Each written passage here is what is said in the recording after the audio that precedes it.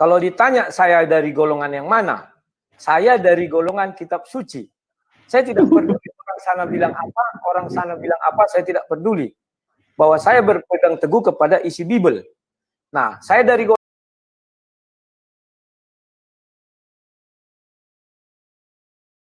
melanjut ke season kedua.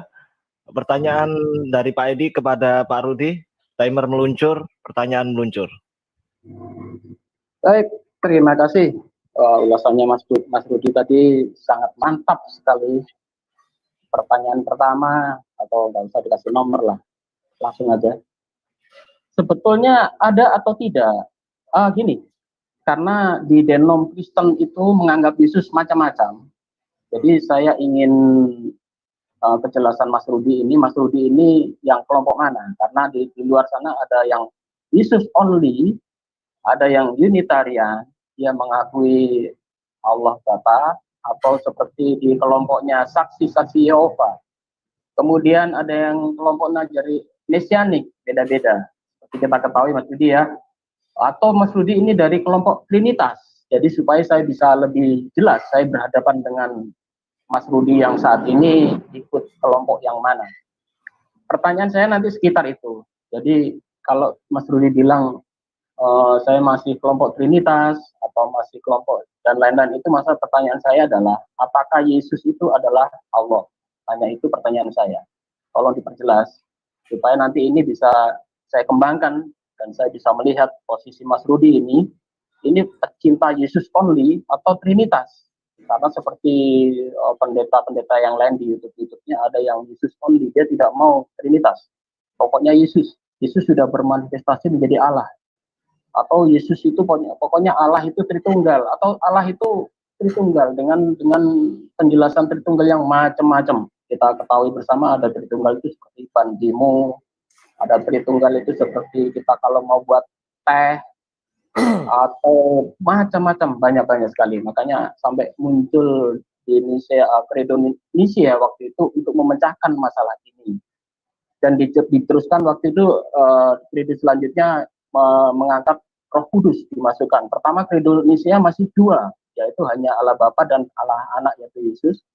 Di Credo selanjutnya atau di konsili selanjutnya itu baru ada pengangkatan ke Roh Kudus. Artinya menjadi ada 3 Trinitas. Jadi saya ingin posisi Mas Rudi ini yang mana dulu?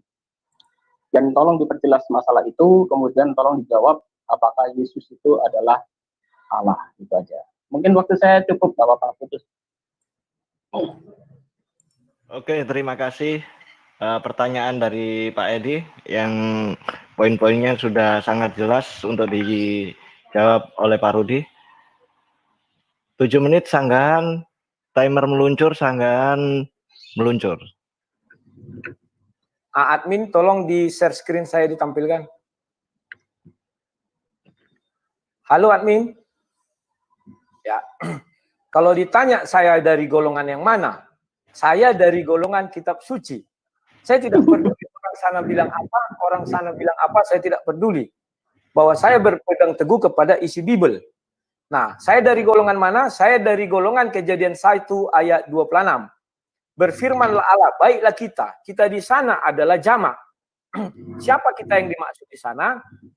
Andai kata Tuhan berfirman sampai pasal 26, dan saat kita hidup dan ditanya siapakah kita, maka kita tidak bisa ke depan, hanya bisa balik dari ayat 1 sampai ayat 25.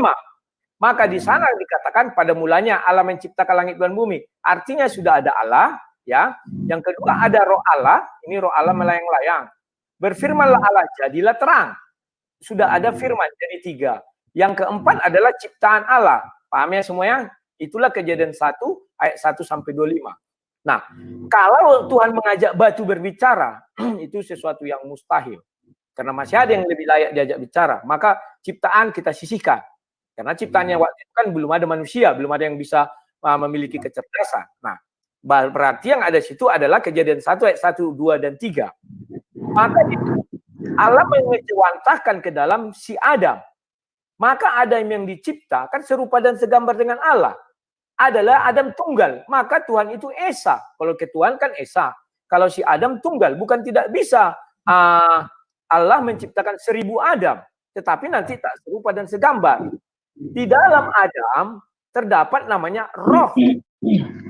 Setelah itu terdapat namanya suara. Hanya 3 bagian itulah yang menyusun si Adam. Daging ini kan tubuh, ya kan, di mana segala sesuatunya tampil sama si Adam. Itulah tuh si Adam. Ya, baru suara, baru roh. Nah, dari situ kita sudah melihat bahwa Allah itu, maka ada, kalian pernah lihat segitiga, tapi segitiga itu saya bantah karena perjanjian lama dia benar, perjanjian baru dia keliru. Allah adalah roh, roh adalah Allah. Firman bersama-sama dengan Allah. Kalau firman tidak bersama-sama dengan Allah, itu bukan dikatakan Allah atau Tuhan. Kita ganti Tuhan ya. Maka firman adalah Tuhan. Yohanes 1 ayat 1. Ya, jadi menjelaskan seperti itu. Nah, konteksnya setelah Yesus turun ke dunia, mungkin ini yang paling sering dipermasalahkan. Bagaimana? Saya selalu berpedoman kepada Yohanes 1 ayatnya yang ke-14. Di mana dikatakan di sana bahwa firman telah menjadi manusia. Kalau zaman dahulu, firman itu datang hanya suara. Maka si Musa mengatakan, ya Tuhan. Itulah menjelaskan Yohanes 1 ayat 1. Pada mulanya adalah firman, firman bersama-sama dengan Allah, maka firman adalah Allah. Jadi memandangnya itu dari si Musanya. Kok bisa kalian bilang, suara kan kalam Allah? Betul. Bukan Allah.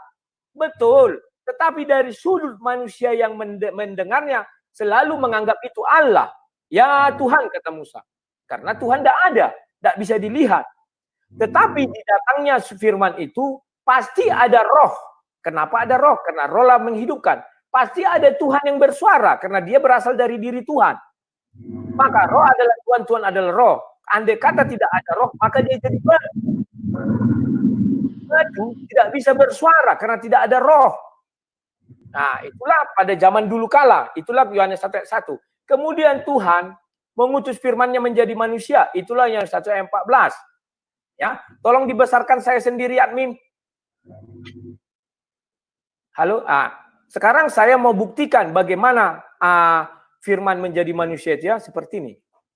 Nah, kalian lihat saudara-saudara, saya yang di hadapan kalian Pak Edi dan Gus Imron adalah Rudi, suara si Rudi. Maka Pak Edi kalau bicara sama saya pasti bilang, Rudi. Nah, itulah firman bersama-sama dengan Allah, maka firman adalah Allah. Sama dengan Pak Edi, mengakui suara saya ini adalah si Rudi. Takkan dibilangnya ini si Begadul atau si apalah. Tidak akan mungkin karena dia sudah tahu itu si Rudi. Nah, ketika suara ini sampai kepada kalian, artinya roh saya ada, makanya saya bisa berbicara. Berbicara juga ada, itu sama siapa? Si Rudi. Kemudian, Yohanes 1 ayat 24, saya utus ke hadapan saya digital saya. Di hadapan Pak Edi adalah digital saya, bukan saya yang asli. Maka dari itu digital saya tidak lebih tinggi daripada saya. Tidak lebih cerdas daripada saya. Maka digital saya mengatakan, apa yang kuucapkan tidak berasal daripadaku, tapi dari dia yang mengutus aku. Benar. Aku bicara, dia bicara. Kan demikian. Nah, baru dia bilang, aku dan Bapa adalah satu. Benar. Ini aku, ini yang asli. Itu yang di hadapan Pak Edi digital. Ya kan? Apa yang ku ketahui berasal dari Bapakku. Betul. Digitalku, pengetahuannya berasal dari aku. Oke, sekarang digabungkan lagi aja biar kelihatan waktu. Jadi itulah konsep Yesus di bumi. Selalu saya katakan firman bersama-sama dengan Allah, maka firman adalah Allah. Maka ketika Yesus di bumi, segala urusan rohani itu adalah kebersamaan Bapa dengan Yesus. Segala urusan duniawi di situ tidak ada kebersamaan. Maka Yesus masuk hati. Atau makan roti, ini segala macam. Tetapi ketika dia Yesus berfirman, bernubuat, semua itu daripada Bapa. Demikian. Sama dengan saya dengan digital saya. Misalnya saya diamkan gini. Ya dia diam aja. Pak Edi misalnya bertanya. Saya matikan mic saya tidak dengar pertanyaan Pak Edi. Maka dia diam aja. Tidak tahu apa yang Pak Edi tanya. Begitu saya jawab mengenai diri saya. Berarti saya berbicara kepada dia, melalui dia kepada Pak Edi. Oke Pak Edi, 2 pertanyaan Pak Edi sudah saya jelaskan. Silakan habis ini dikembangkan lagi. Oke, terima kasih. Sanggahan yang sangat jelas, lugas, tajam seperti biasa. ciri khas sang debater. Waktu masih bersisa, tetapi rasanya sudah cukup bagi Pak Rudi untuk menyanggah. Untuk pertanyaan Pak Rudi kepada